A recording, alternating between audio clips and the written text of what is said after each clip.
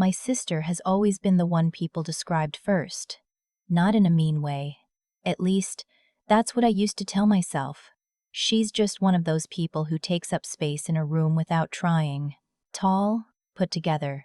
The kind of woman who can show up to a school fundraiser in a blazer she threw on in the car and still look like she planned it for a week. When people in our family talked about us, they'd say, "Oh, you're Natalie's sister." And I'd smile and say yes, and that would be that. My name is June. I'm 31. I work remotely as a UX designer for a mid-sized software company based out of Denver, which means I technically work from wherever I want, and wherever I want has been the same 2-bedroom apartment in Portland, Oregon for the past 4 years. I like it here. I have a good setup. A desk by the window, a coffee shop I go to on Tuesdays, a routine that's mine. Natalie lives 40 minutes away. She has a house with a finished basement, a husband named Craig who travels for work about 3 weeks out of every month, and 2 kids, a 7-year-old named Bex and a 5-year-old named Cooper. They are not bad kids. I want to be clear about that. They're actually kind of funny in the way little kids are funny when they don't know they're being funny. Bex once told me my apartment smelled like a library and then immediately said she meant it as a compliment. Cooper carries a stuffed turtle named Gerald everywhere he goes. I love them. That's important to say. What I don't love is being treated like the solution to a logistical problem neither Natalie nor Craig ever tried very hard to solve on their own. It started small, the way these things always do. The first time Natalie asked me to watch Bex and Cooper for a weekend, Bex was 2 and Cooper wasn't born yet. Craig had a work thing in Chicago. My parents were in Florida. They retired to Sarasota 2 years earlier, and my mom's knees were already giving her trouble by then, so flying back and forth wasn't easy for her. I said yes. I drove over Friday night, stayed through Sunday, fed Bex macaroni and cheese approximately 11 times, and drove home exhausted. "You're so good with her," Natalie said when she got back. And I was. I am. But I noticed, even then, how she said it, like it was just a fact about me. Like being good with Bex meant it was simply logical that I would be the one to do it.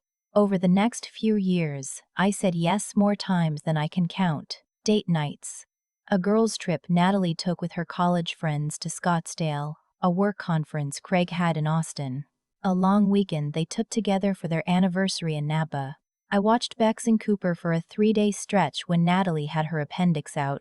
I watched them for 4 days around the holidays, 1 year because both kids had back-to-back ear infections, and Craig's mom, who lived in Bend, said she couldn't risk getting sick herself. I said yes every time. I said yes, even when I had deadlines. I said yes even when I hadn't slept well in a week. I said yes because Natalie would ask in this specific way that made it sound less like a question and more like a gentle announcement. "Craig has a thing in Seattle next weekend, so I was thinking you could come stay with the kids." And I didn't know how to interrupt that logic without feeling like I was the one being unreasonable. My friend Dessa told me, probably 18 months ago now, that I needed to stop. We were getting lunch at a Thai place near her apartment in Northeast Portland, and I was showing her a text from Natalie asking if I could watch Bex and Cooper for a long weekend in October so she and Craig could go to a wedding in Cabo. Dessa put down her fork and looked at me. "Do they ever ask if you have plans first?" I thought about it. Not really. Does Natalie have other friends, other family nearby? Craig's brother lives in Salem, and Craig's mom is in Bend. And they've never once watched the kids? I picked at my food. Natalie says Craig's mom gets overwhelmed. Dessa gave me a look I still think about. She didn't say anything. She didn't have to. I went home that afternoon and stared at the text for a long time. And then I typed back, "I actually have something going on that weekend. Hope you find someone," Natalie called within 4 minutes. I don't remember every word of that conversation, but I remember how it felt, like I had done something wrong by having a life. She wasn't cruel about it. Natalie is never openly cruel, which is part of why this is all so complicated. But she was confused in a way that made me feel guilty for confusing her. "I just thought since you don't have kids your schedule is more flexible," she said. I told her I understood. that I was sorry it was short notice, that I hoped she could find someone. She did find someone. Craig's mom came down from Bend and apparently it was fine. But something shifted after that call. Natalie was a little cooler with me for a few weeks. My mom mentioned, in her gentle way, that Natalie had seemed stressed lately. My dad didn't say anything, but I noticed he didn't ask about my work the way he usually did when we talked on the phone. I didn't say anything. I filed it away. Things went back to normal eventually, or what passed for normal. I started saying yes a little less and no a little more, and when I said no, I tried to be matter-of-fact about it, the way Dessa had coached me. I have a deadline that week, or I've got plans I can't move. Not over-explained. Just said. It worked, mostly. Natalie adjusted. She started asking Craig's mom more often. She found a babysitter, a college student named whoever. I never actually learned her name, who came on weekends sometimes. Things felt more balanced. Then, in February, Craig got a new job. It was a good job. A great job, actually, a VP of sales position at a tech company headquartered in Seattle, which was exciting for them and also meant Craig would be traveling even more than before. More than 3 weeks a month now. Sometimes 4. Natalie threw herself into managing the house, the kids, the school schedules, all of it. And I watched her do it and felt genuine admiration. She's capable in a way I have always respected, even when that capability has been used to paper over the fact that she expects other people to cover the gaps she doesn't want to deal with. In April, she called me with an idea. She said it casually. That's the thing I keep coming back to. She called on a Tuesday evening when I was wrapping up work, and I could hear Cooper yelling something in the background about Gerald the turtle needing dinner, and Natalie was doing that half-focused thing where she's talking to me while doing 4 other things, and she said, "So Craig and I were thinking about doing something for our 10-year anniversary, like a real trip. 10 days, maybe 12. We're looking at the Amalfi Coast." I said that sounded amazing. "It would be mid-July," she said, "which I know is your slower season at work." I paused. I noticed the phrasing. I know is your slower season. Not, is that okay? Not, would that work for you?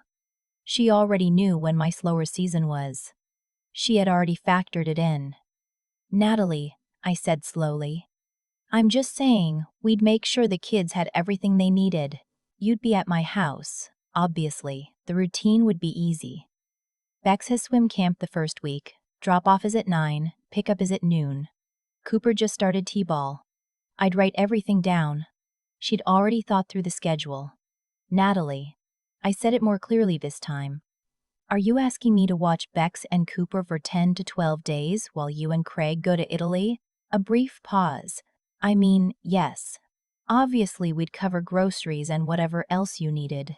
And I thought we could pay you something like a little. June." Her voice shifted into the tone she uses when she thinks I'm being difficult. "You work from home. You've always said you can work from anywhere. This would be you, just shifting your location for a week and a half." I took a breath. And then I said as evenly as I could, "I appreciate you thinking of me, but I'm not going to be able to do 10 to 12 days. That's a long time, Natalie." The silence that followed was very loud. "Okay," she said finally. "I hear you." But her voice was flat and I knew she didn't. We talked for a few more minutes about nothing and then hung up. I sat at my desk for a while after, looking out at the street below my apartment, watching a guy walk his dog in the rain. I thought, I should call her back and say yes. And then I thought, why do I always think that? I didn't call her back. Over the next 2 weeks, I heard from my mom twice. Both times, she mentioned how stressful things were for Natalie with Craig's travel. Both times, she mentioned that Natalie was really struggling to figure out childcare for the summer. Both times, she didn't quite say, "and you could help," but hung it there in the air between her words like smoke. I loved my mom. I told her I understood it was hard for Natalie. I didn't offer anything. I also heard from my Aunt Carol, which was unexpected. She lives in Bend, same town as Craig's mom, and I hadn't spoken to her in several months. She called to check in, she said, and we talked about Sarasota and her garden, and then about 8 minutes in, she mentioned that she'd heard things were a bit tense in our family. I told her I wasn't sure what she meant. Natalie's just in a tough spot, she said. With Craig traveling so much. The kids are a lot. They are, I agreed. You've always been so wonderful with them. I thanked her and changed the subject. What I did not tell Aunt Carol was that I had spent the previous weekend looking into what 10 days of childcare for 2 kids would actually cost in the Portland metro area. I'd found a few options: a licensed childcare center's extended care, a full-time nanny through a placement agency, a local babysitting cooperative that some parents in Natalie's neighborhood used. The going rate for a full-time, experienced nanny in this area runs somewhere between $22 and $30 an hour. For 10 days, 12 hours a day, which was roughly the coverage they'd actually need, that's somewhere between $2,640 and $33,600. More if you go through an agency and pay the placement fee. That number felt important to sit with, because when Natalie had said she'd pay me a little something, she hadn't said a number. And based on the way she'd said it, I would bet my apartment that a little something was not $3,000. I was her free option. I had always been her free option. And the reason I kept being the free option was that I kept saying yes. In late May, Natalie texted me asking if I'd reconsidered.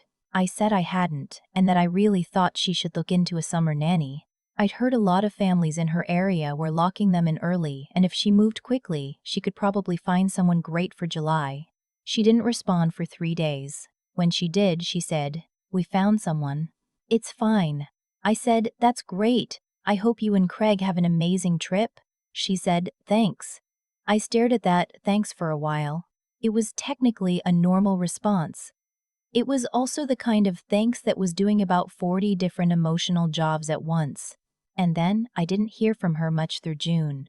We texted here and there. She sent me a video of Cooper at his first t-ball game. He swung at every pitch, hit none of them, and was absolutely thrilled about the whole experience. I sent back about 12 laughing crying emojis and told her he was my hero. Things felt civil, cooler than usual, but civil. I told myself it would pass. Then in late June, she called. It was a Wednesday night, around 8:30, and I was in the middle of re-watching a show I'd already seen twice because I was tired and didn't want to make decisions. I almost let it go to voicemail. I didn't. "Hey," she said. "Hey, what's up?" A pause that went on a half-second too long. "So I need to tell you something."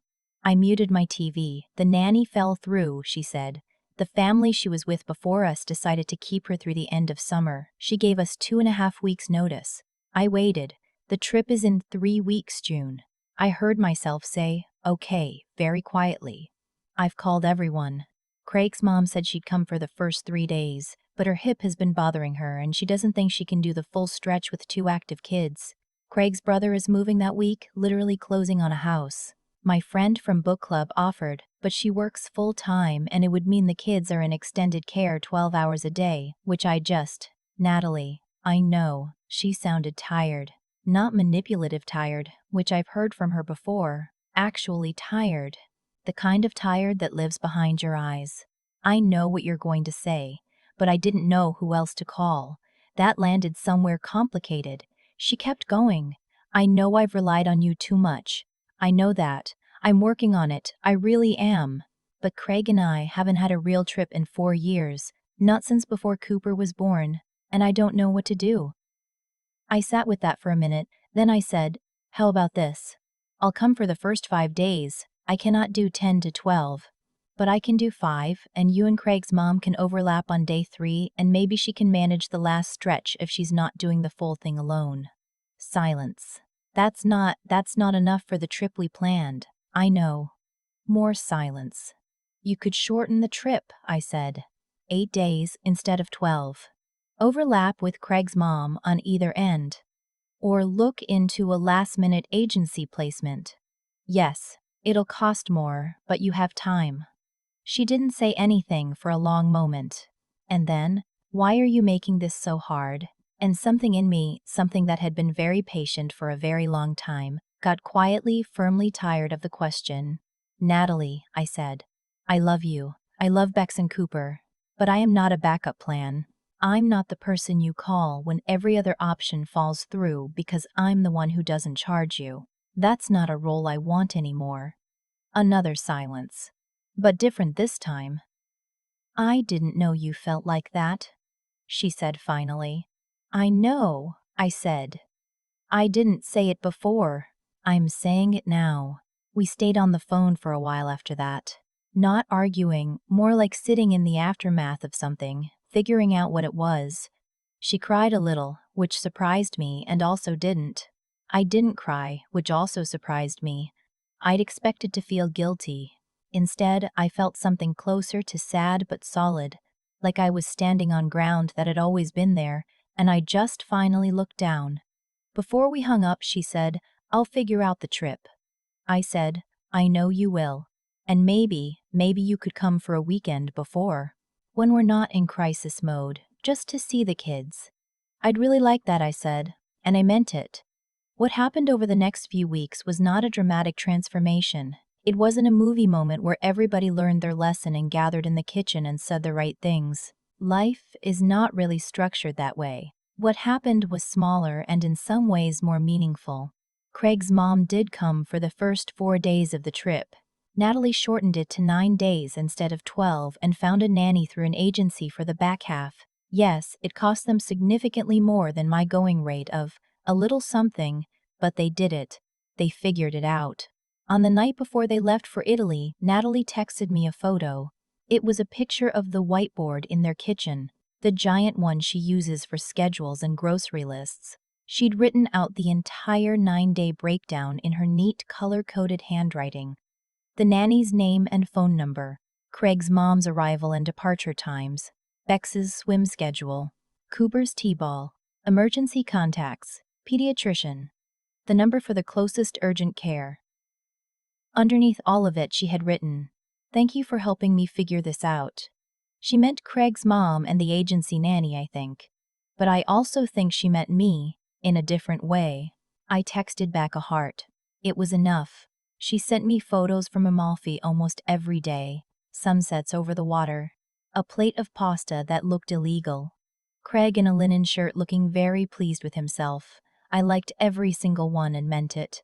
When they got home, she called to tell me about the trip, and for the first time in a long time, she asked about mine, how work was going, whether I was still seeing the person I'd mentioned briefly a few months ago. I wasn't, but that's its own story. Whether Portland was still treating me well, it was a small thing. Asking. But it was the first time in longer than I could remember that the conversation went both ways. I don't know if Natalie fully understands what shifted this summer. I don't know if she would describe it the way I would. She might say the nanny situation just worked out, that she and Craig had a wonderful trip, that things are fine between us. And those things are all true. But here's what else is true.